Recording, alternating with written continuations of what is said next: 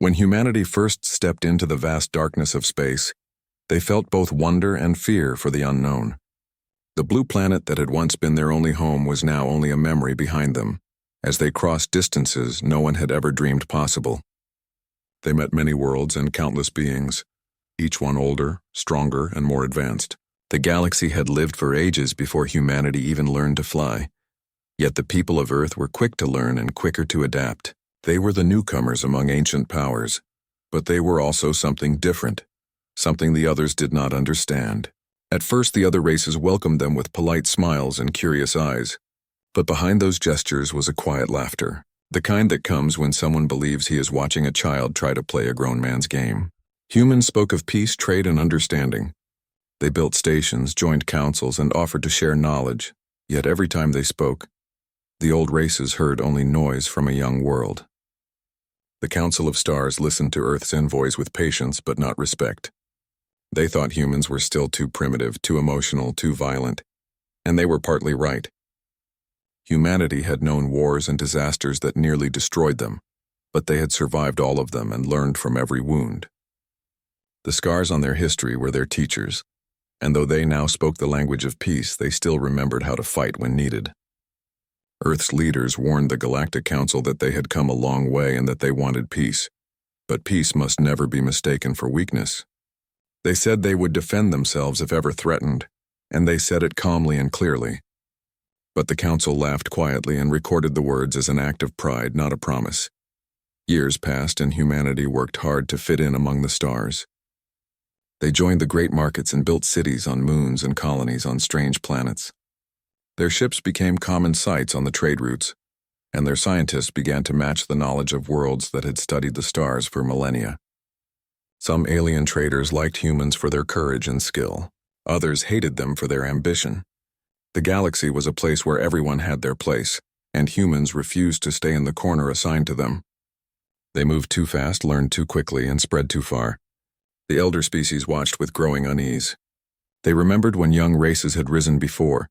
Some had burned bright and then destroyed themselves. Others had challenged the balance and caused wars that darkened whole systems. The Council feared that humans would be the same. They called secret meetings, whispering that the new species might become a threat if left unchecked. They said that the time to control them was now while they were still young. But humanity was not as weak as they thought. Earth's fleets were small, but they were organized with discipline learned from centuries of conflict. Their pilots trained harder, their commanders planned smarter, and their engineers built ships that combined creativity with precision. The other races had forgotten what true survival meant because they had lived too long in comfort and peace. Humans still remembered hunger, fear, and pain, and those memories made them strong. Earth kept warning them that it did not seek war but would not bow down either. Then came the border incident that changed everything. A group of human cargo ships traveling through neutral space was attacked by privateers from one of the Council worlds. The ships were burned, their crews lost, and when the surviving data reached Earth, it caused outrage. The human ambassador went to the Council and demanded justice, but the Council called it an accident, a misunderstanding caused by rogue elements. They promised an investigation that never began. Months passed and more human ships were raided. The same excuses came again and again. On Earth, patience began to wear thin. People asked why their leaders kept begging for justice from those who clearly did not care. The military wanted to take action, but the government still hoped diplomacy would work. They sent more envoys, offered more talks, and even agreed to concessions just to keep the peace. But peace cannot stand on one side only. The attacks increased. Colonies near alien borders were raided. Mining stations disappeared without trace. Earth sent patrol ships to defend them. But when these ships fought back, the Council accused humans of aggression. The lies grew louder and the truth became smaller with every report. Humanity was being cornered and everyone could see it. The warning from Earth's leaders had been clear years ago, but no one had listened. They still thought humans were bluffing. They believed that Earth would accept humiliation to keep its fragile place in the galaxy. They were wrong. Among the people, anger began to boil. News broadcasts showed the destroyed ships, the crying families, the empty colonies. Old nations that once fought each other on Earth now stood side by side in grief and fury. The president of Earth went before the Galactic Council one last time. She spoke slowly and calmly. She said humanity had done everything possible to keep peace, that they had offered their hand in friendship again and again, but the hand had been bitten every time. She said Earth would not attack, but would defend its citizens from this day onward with full force if one more act of aggression was made. Her words were simple but sharp like a blade. She ended with the same warning her ancestors once gave during their wars on Earth. Do not mistake our kindness for fear. The council members exchanged glances. Some were silent, others mocked her behind polite words. They believed it was only another speech from a desperate leader. They had seen human strength in small battles, but never imagined what they were capable of when united. They smiled and thanked her for her concern, and then, as she left, they signed a trade restriction that punished Earth for its aggressive tone. It was an insult wrapped in diplomacy. When the message reached Earth, people realized the truth.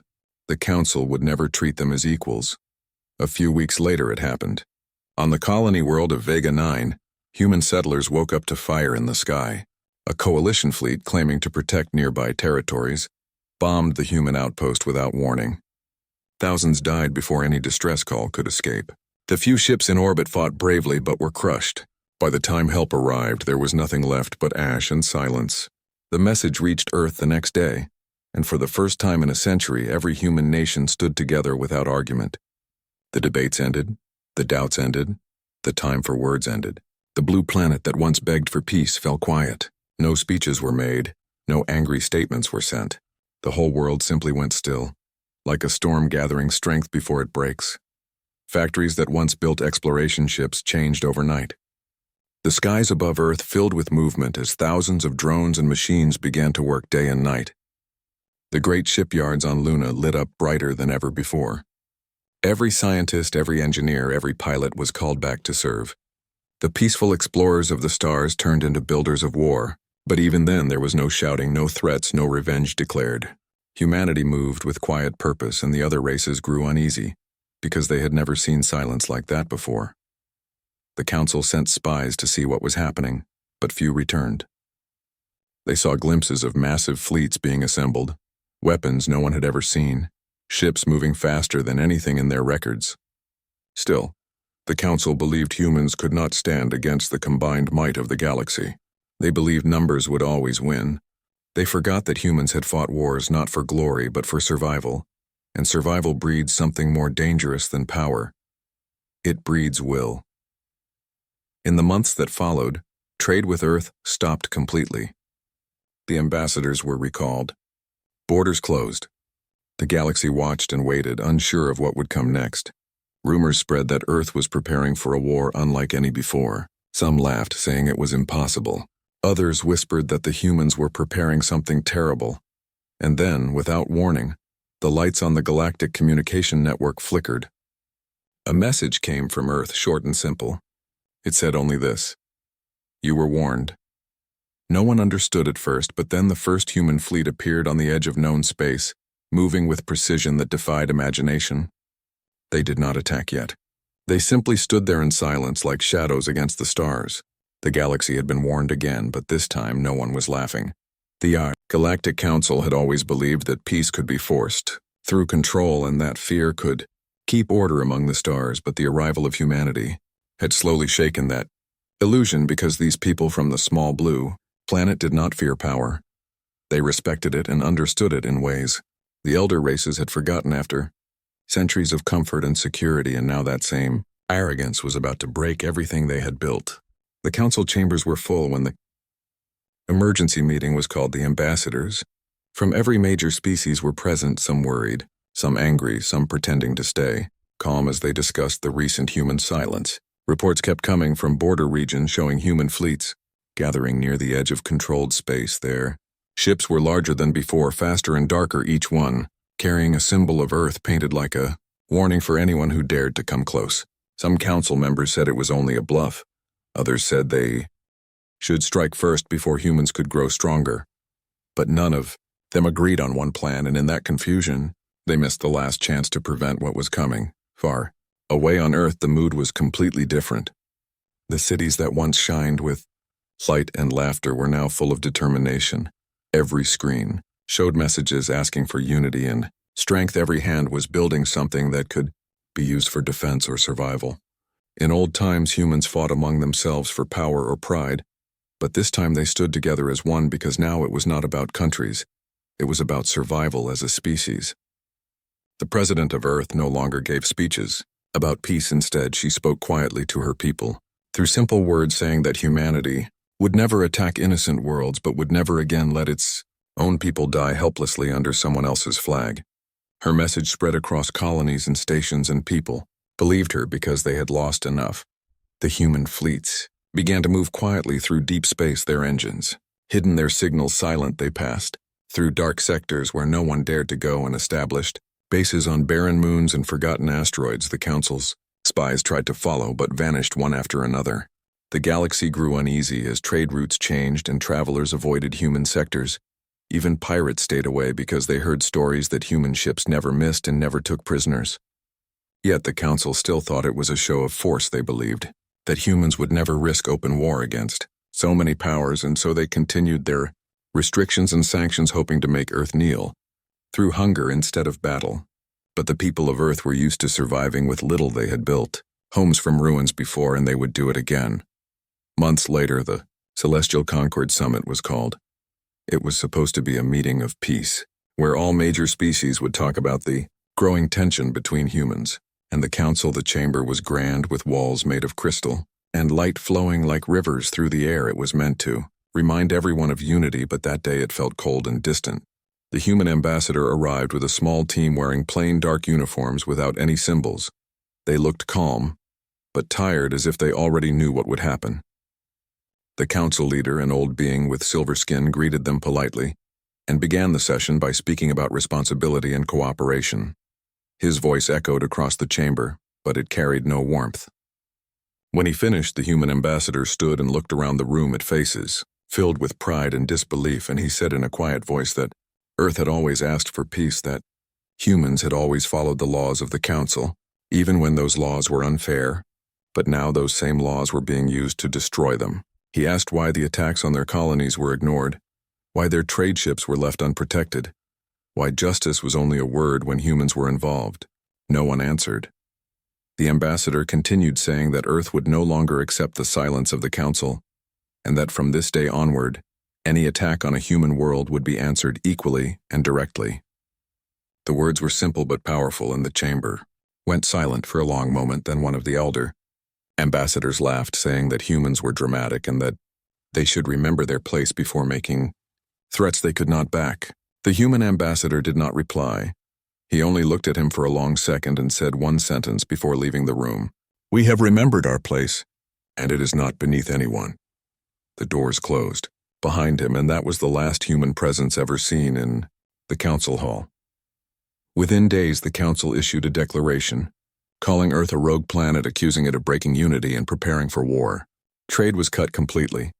Human ships were banned from entering council space, and military fleets were ordered to secure borders. For many, it was the final insult that proved humanity's warnings were true. Diplomacy had failed. In the streets of alien cities, people began to talk about humans in fear. Some said they were monsters. Some said they were only desperate, but in every corner there was one question being asked: what if Earth really had been holding back?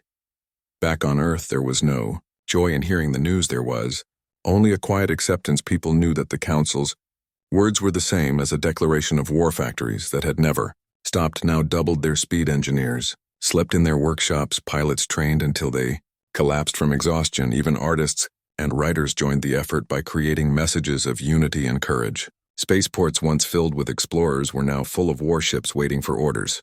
The skies above the planet glowed red from the endless engines lifting metal into the stars. Humanity was no longer preparing, it was ready. The first attack came from the Coalition fleet, a group of 3 powerful species that believed they could end the threat before it began. They launched their ships toward Mars, where a large human station orbited in silence. The station was civilian, not military, but they saw it as an easy target to send a message. Thousands of lives were lost in the first hour. The flames could be seen even from the Martian surface. The Coalition commander sent a broadcast to the Council saying that the human defense had been destroyed and that Earth would surrender soon. He did not know that his message had also reached Earth itself. When the news spread across the planet, there was no chaos. There was only a deep silence that wrapped around everything like a storm about to break. In command centers across continents, men and women watched the images of Mars burning and said nothing. Then one voice gave the order that everyone had been waiting for. The counterstrike began. Human fleets that had been hidden in deep space moved all at once, emerging from shadows with precision that no one had expected. The coalition ships, still celebrating their victory, suddenly found themselves surrounded by human vessels that seemed to appear from nowhere. The battle was fast and brutal. Human ships did not fight like the others, they fought with strategy and fury combined. Every move was calculated, every shot aimed with purpose. Within hours, the coalition fleet was destroyed. Only a few ships managed to escape, their commanders sending desperate calls for help that no one answered in time. When the council received the news, they were stunned. They could not understand how humans had built such power in such little time. They tried to call for talks again, but Earth did not respond. For humanity, there was nothing left to talk about. Diplomacy had failed completely. The trust was gone, the bridges burned. The galaxy that once ignored Earth now feared it. Still, even in victory, humans did not celebrate. They buried their dead, repaired their ships, and waited. They knew this was only the beginning. The Council gathered its largest armies, preparing for full war across the stars. But somewhere deep inside, many leaders began to wonder if perhaps the humans had been right from the start. They had warned them again and again, but arrogance had deafened the ears of the old empires. Now the silence of Earth was more terrifying than any weapon. In the shadows of the night above the blue planet, the new fleet of Earth stood, ready, stretching from orbit to the edge of space, each ship shining like a cold star. The men and women inside did not dream of conquest, they only dreamed of peace. But they had learned that peace must sometimes be protected by those willing to fight for it. The galaxy had tested them, and now it would see the result. Diplomacy had failed, and the stars themselves seemed to tremble, waiting for what would come next. The war that everyone feared had finally begun, and the stars that once shined with peace now carried the silent shadow of human fleets moving like storms through the dark. Every planet in the Council territories watched in disbelief, as reports arrived faster than they could be verified. Entire coalition outposts that had existed for centuries were now gone, and no one knew exactly how. The Council tried to understand. But the truth was simple. They had never faced an enemy like humanity because the old races had forgotten what it meant to fight for survival. They fought for resources, for pride, or for territory, but humans fought for existence itself, and that made them unstoppable. On Earth, the streets were quiet and filled with light from factories that never slept. Men and women who once worked on farms or in offices now wore uniforms of different colors and insignias, but they all carried the same purpose. The call to arms had not been forced, no one was drafted. Everyone came willingly because they remembered the faces of those lost on Mars and Vega 9, and they knew what was at stake. Old nations that once stood apart now shared soldiers and ships. There was no more East or West, no more division of flag or faith, there was only Earth. The leaders of the planet gathered every day in the command chamber deep beneath the surface to watch the stars and plan the next steps. They no longer spoke of revenge, only of balance, they said. Humanity must show the galaxy what strength means, but they must also remember mercy. Factories that once made exploration, shuttles now produce destroyers, and cruisers faster than anyone believed possible. Scientists who studied the stars for knowledge now studied them for strategy. Artificial intelligence systems once designed for navigation now worked beside human tacticians, learning the chaos of human instinct and turning it into patterns that machines could follow. The new fleet was not the largest, but it was the most efficient ever built. Ships that had no names but numbers carried crews who called themselves family because in every battle they depended on each other more than they ever had on machines. When the first human counterattack came, it was not loud. There were no warnings, no broadcasts, no threats. It began with silence, a silence so deep that the sensors of the enemy fleets showed nothing at all until it was too late. Human ships used old tricks mixed with new technology. They hid their signals in cosmic dust. They used the light of dying stars to mask their movements. They struck not with numbers but with precision. When they arrived above the first enemy world, the defenders thought it was a mistake because the fleet was small, only 10 ships, but those 10 ships carried weapons that none had seen before, weapons designed not to destroy cities but to disable armies in seconds. In less than 1 hour, the planet surrendered without a single civilian casualty. The message was clear: Earth was not fighting for destruction, they were fighting for justice. Across the galaxy, that message spread faster than light. Some feared it, others admired it. Small races who had suffered under the rule of the Council began sending secret messages to Earth offering help or information. They said that if humans could break the arrogance of the Council, then maybe the stars would finally be fair for everyone. Earth accepted no alliances, but it did not refuse friendship either. It sent small teams to free colonies enslaved for centuries, and each time the same pattern followed. Humans arrived, quickly fought precisely, and left behind peace. They took nothing and demanded nothing except respect. The Council grew desperate. They called their largest fleets together from all corners of space, hundreds of ships filled with the best weapons and strongest captains. They believed that numbers would win, as they always had before. But human strategy was not about numbers, it was about timing. The largest battle of the war happened near the twin stars of Eleron, where the Council believed they could trap the main human fleet. They positioned their ships in 3 rings around the system, waiting for humans to enter, but humanity never followed their plan. Instead of one fleet, 3 appeared, each from a different direction, each moving with perfect coordination. The battle lasted 2 days, and when it ended, half of the Council fleet was gone, the other half scattered.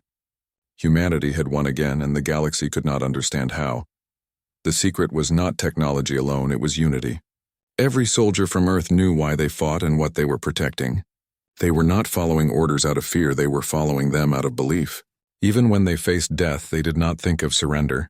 They thought of those who waited for them back home. The alien races saw this and began to question their own leaders. The Council had promised safety for all but had brought war instead. Riots began on several worlds, people demanding to end the fight against Earth before it was too late. But the leaders refused to listen, they could not admit they were wrong. Back on Earth, the president watched these events with heavy eyes. She knew victory was near, but also that victory could destroy what made humanity different if they lost control of their anger. She gathered her commanders and told them one thing, that even in battle they must remember mercy. Because the measure of strength is not how much one can destroy, but how much one can protect. Her words spread through every ship and base, and they followed them. Human fleets began offering surrender terms before battles, promising safety to any who laid down arms. Many accepted, and soon the Council's armies began to fall apart, not because they were weak, but because they realized the truth.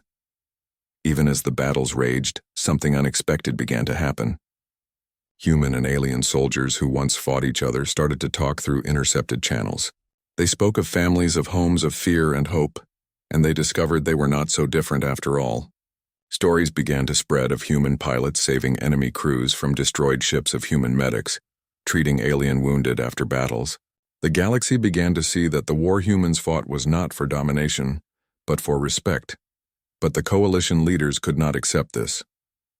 They believed that mercy was weakness, so they planned one final desperate strike. They would attack Earth directly with a massive fleet hidden behind the gas clouds of the outer system. They thought if they could burn Earth, the heart of humanity would die. They never imagined that Earth already knew. The defense grid that surrounded the planet had been waiting. When the coalition fleet arrived, the skies above Earth lit up brighter than day. The battle lasted only a few hours, and when it was over, not a single enemy ship remained. Humanity had defended its home for the last time and won. The war did not end that day, but its outcome was decided. The Council sent messages asking for talks, but Earth did not answer immediately. Instead, it focused on rebuilding the colonies that had been burned and sending aid to the worlds that had suffered most, even those that once fought against it. The soldiers who returned home did not celebrate, they were tired and silent, carrying the weight of everything they had seen. The people greeted them not with parades, but with tears of relief. In the far corners of the galaxy, the story of Earth spread like fire in the wind. Some called it the rise of the humans, others called it the age of reckoning. But for the people of Earth, it was simply survival. They had warned the galaxy once, they had begged for peace and been ignored. Now through fire and sacrifice, they had shown the truth that peace without respect is only a lie. And as the fleets of Earth sailed quietly through, the stars protecting rather than conquering, everyone who looked upon them understood one thing: the humans were not holding back anymore. But even in their strength, they carried something far greater than power.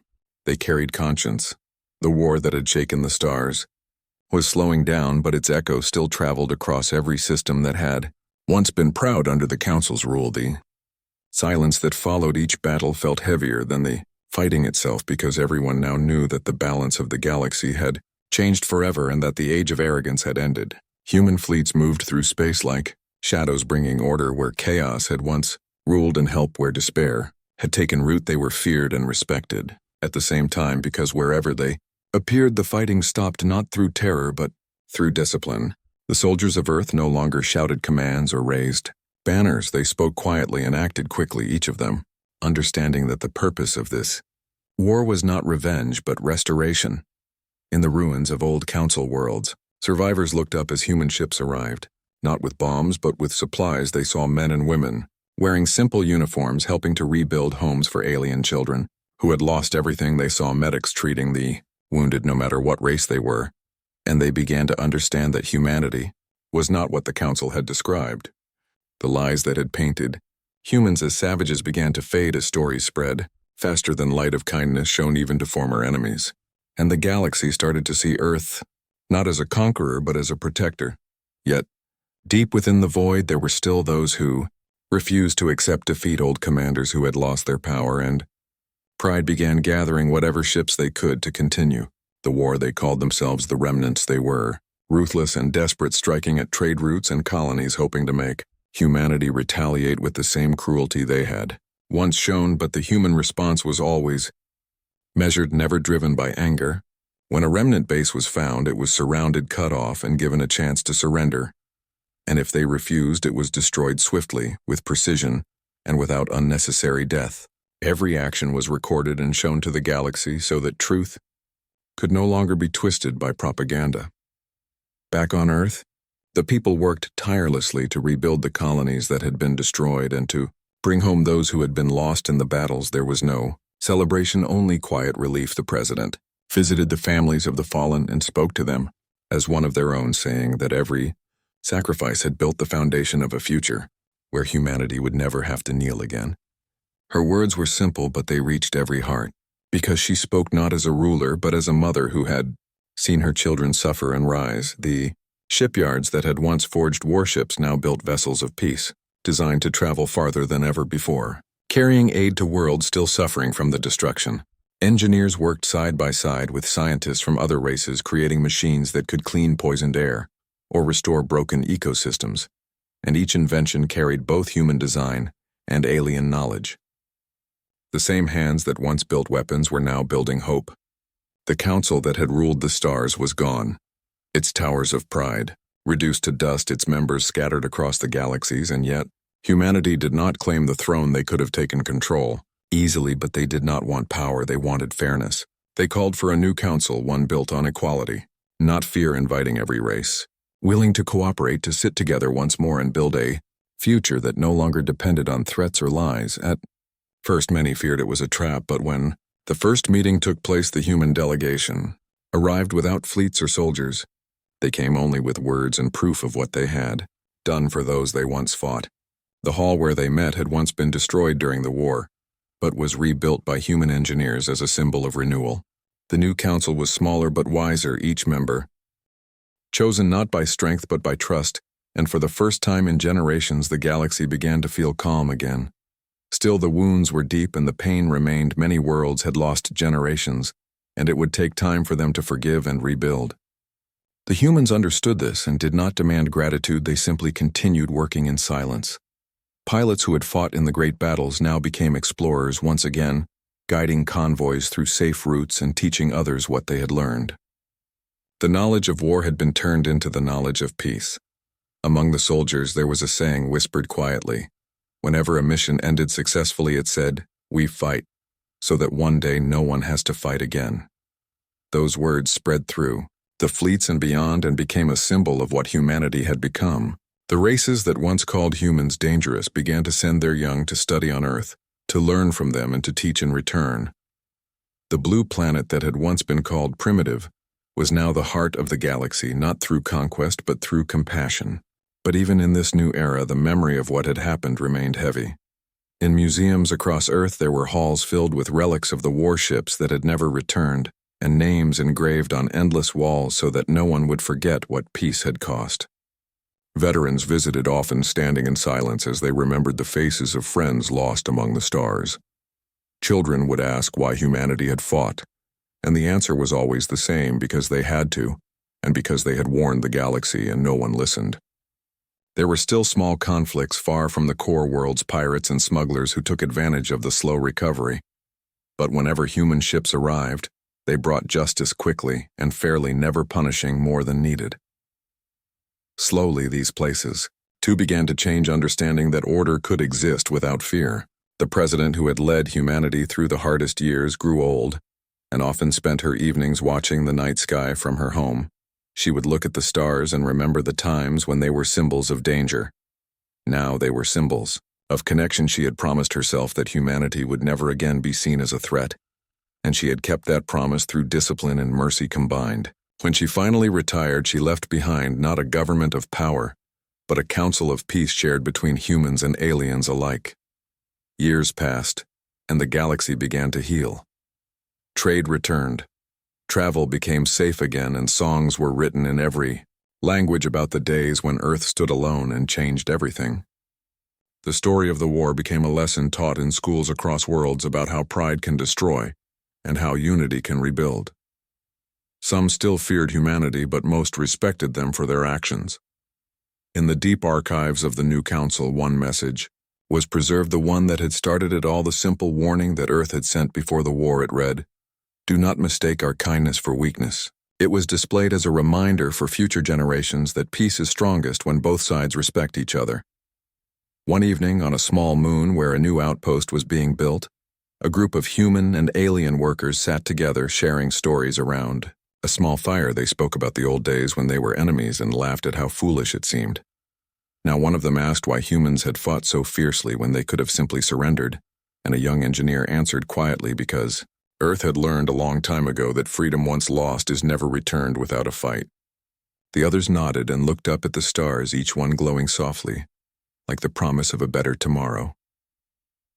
Far above them, the human flagship that had led the final battle drifted in orbit, no longer a vessel of war but a monument to unity inside it. A new generation of cadets trained not for combat, but for rescue and diplomacy. Their instructors telling them that strength is not the power to destroy but the courage to protect. Every lesson taught was a seed of peace planted for the future. The galaxy that had once ignored Earth now listened to it. The voices of humans were heard not through commands, but through cooperation. The old fear was gone, replaced by respect, built on truth. The age of retribution had passed, leaving behind not ashes, but growth. The stars had seen the worst of humanity and the best, and they would never forget either. Years passed, and the galaxy slowly found peace. But even in peace, there was restlessness. As new generations grew up hearing stories of war, they began to wonder what it truly meant to hold power. Some believed that humanity should lead, because they had proven themselves. Others believed that all races should share that duty equally. The new council worked to keep balance, but small disagreements began to appear again. Not in open fighting, but in ideas and beliefs. Humanity tried to guide without dominating, but it was not always easy to make everyone understand their intentions. The human fleet that had once been feared was now divided into two groups. One served as the peacekeeping arm of the council, while the other explored deep space beyond known systems, seeking new life and new worlds. They called themselves the Pathfinders. They were made of humans and aliens who wanted to explore together as equals. Their mission was to go farther than anyone ever had, and show that cooperation was stronger than fear. Among them was a young pilot named Ryan, who had grown up hearing his grandfather's stories about the war.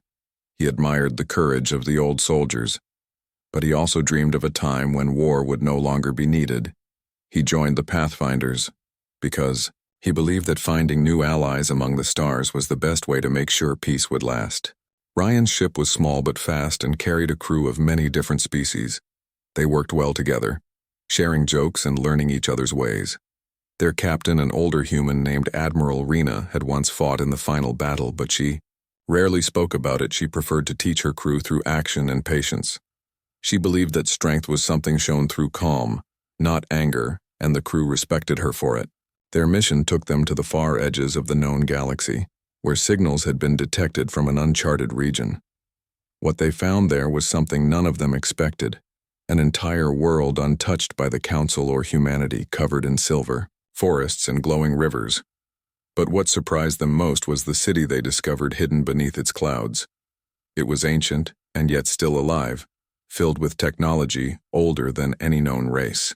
The explorers approached carefully, trying to communicate, but no one answered their calls. They sent drones to scan the area, and soon discovered signs of structures that seemed to respond to light and sound like a living organism as they studied. The more they realized it was not abandoned, it was waiting. One night, while Ryan was on watch, he noticed the sky above the planet shimmer, as if the stars themselves were moving. A moment later, a signal came through the ship's system, not in words, but in images.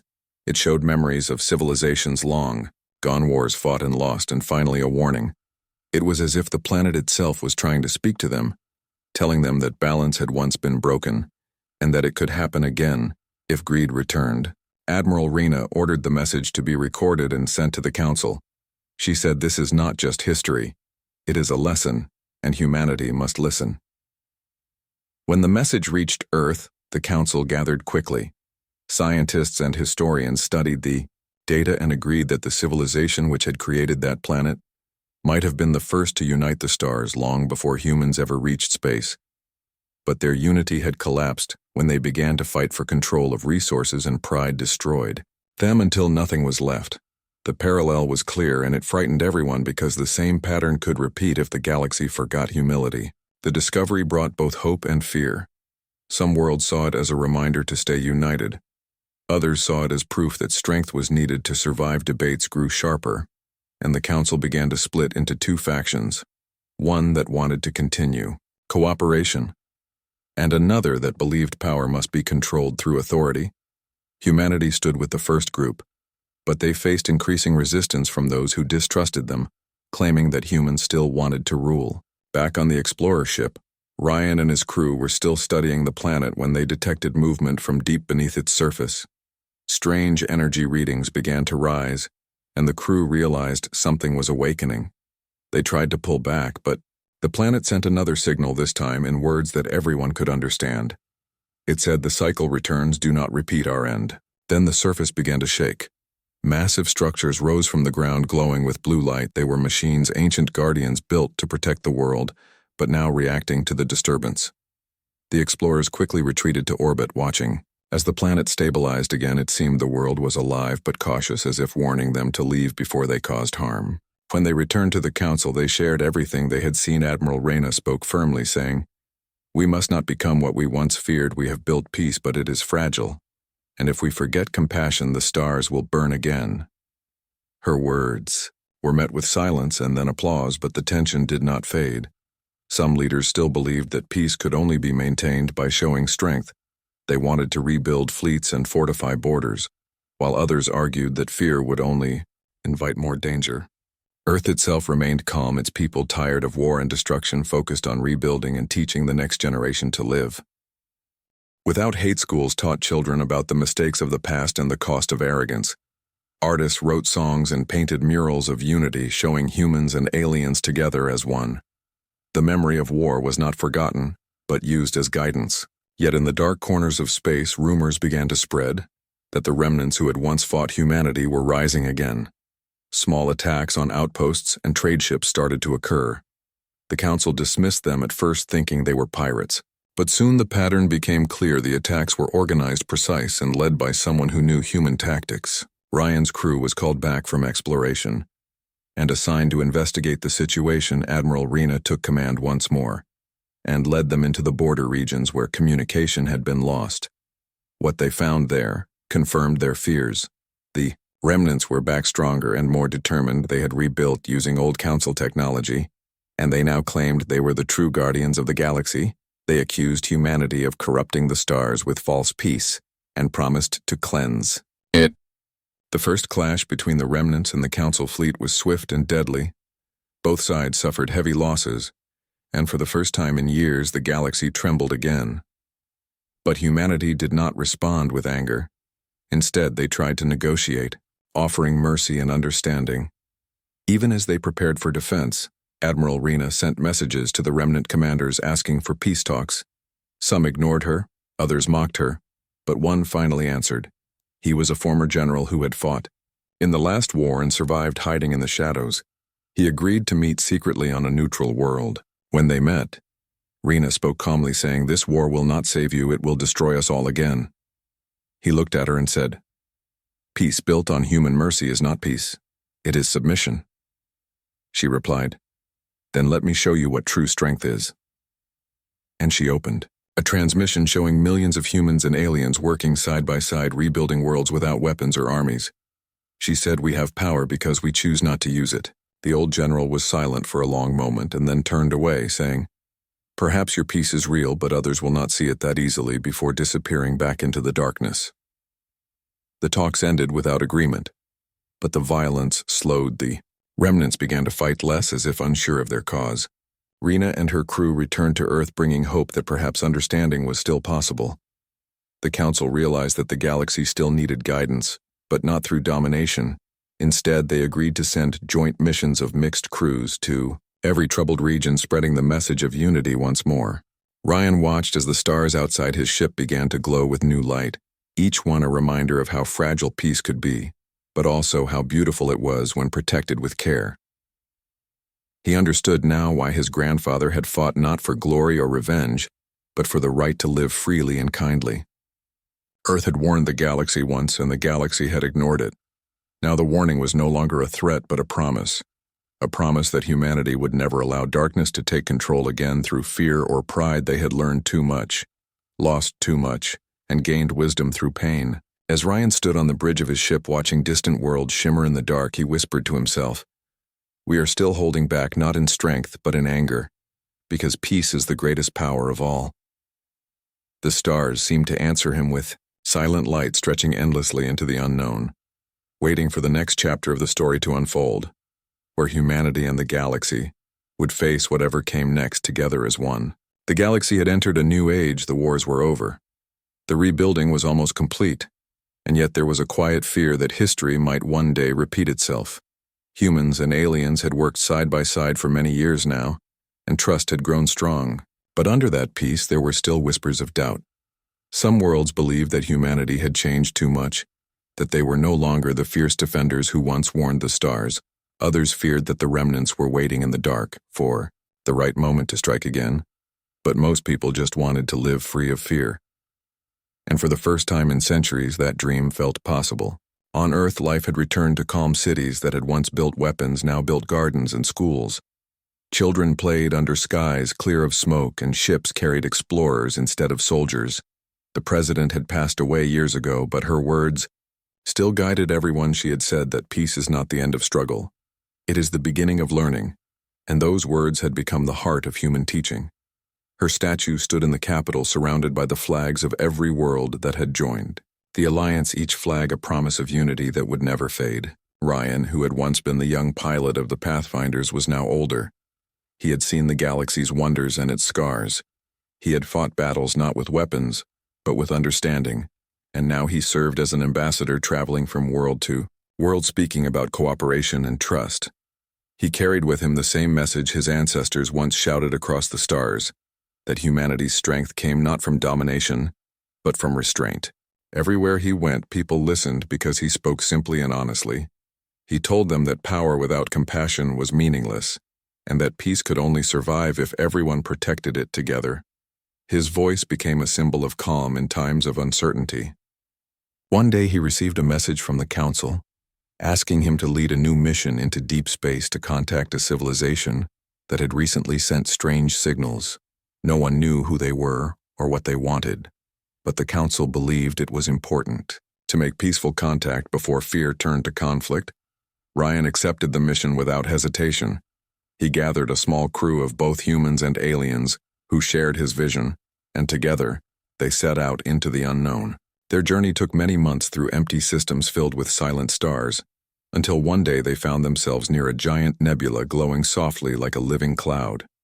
At its center was a small planet surrounded by ancient satellites. They tried to send greetings, but no answer came, so they decided to land. The surface was unlike anything they had seen. Mountains of crystal and rivers of silver light flowed across the land. It felt alive but empty, as if waiting for someone to speak again. They walked through ruins of great towers that looked more like works of art than buildings, and everywhere there were symbols carved into the stone that seemed to tell stories of creation and loss. Ryan touched one of the walls, and suddenly images filled his mind. He saw a race that had once ruled the stars in harmony until greed and pride destroyed them. He saw their ships burn and their worlds vanish, and then he saw a message meant for whoever came next. It said, "Learn from us not to rule, but to protect." Ryan fell to his knees, overwhelmed by what he saw. The message was clear. It was the same warning humanity had once given to the galaxy, and now it was given to them. In return, he realized that every age had its chance to choose between destruction and peace, and that choice never truly ended. It had to be made again and again by each generation. When he returned to his ship, he told his crew what he had seen. They were silent for a long time. Then one of them said, "Maybe this is why we are here, to carry the message forward, so that the stars never fall silent again." Ryan nodded and said, "Then we must make sure it is heard." They gathered everything they could from the planet and transmitted it to the council. The message spread quickly across the galaxy, and soon everyone was talking about it. Worlds that had once been quiet now began to reach out to each other again, not with suspicion but with curiosity. People remembered that peace needed care and attention, like a garden that would wither if ignored. The council declared a day of remembrance, not for war but for wisdom. They called it Unity Day. And on that day, every year, ships from all races gathered around Earth in a great circle to honor the promise of peace. Ryan stood on the observation deck of his ship, watching the gathering from orbit. Thousands of vessels glowing in the darkness, forming a ring of light around the blue planet below. It was the most beautiful sight he had ever seen. He thought of his grandfather, who had once fought in the Great War of Retribution, and how proud he would have been to see this moment. The galaxy that once feared humanity now trusted it. Not because of power, but because of choice. The choice to hold back when they could destroy, the choice to forgive when they could hate, the choice to rebuild when everything was broken. As the ceremony began, a message was broadcast across the stars, spoken in every language. It said, "We warned the galaxy once, when we were alone. Now we stand together. As many we hold back, not because we are weak, but because we are wise. And as long as we remember that no darkness will ever rule again." The message echoed through every ship, every world, and every heart. And for the first time in history, the stars seemed united, not by fear, but by hope. But Ryan knew peace was not something that stayed forever. It had to be protected every day. He continued his work, visiting worlds, teaching young leaders that strength was not in conquest but in patience. He saw generations grow who no longer remembered the war, but lived in the freedom it had created. He smiled, knowing that was how it should be. The old wounds were healing, slowly replaced by understanding. Years later, when Ryan grew old, he returned to Earth. He walked through the same gardens that had once been ruins, and watched children play without worry. He visited the museum where relics of the war were kept, and touched the names of those who had given their lives. He whispered a quiet, "Thank you,"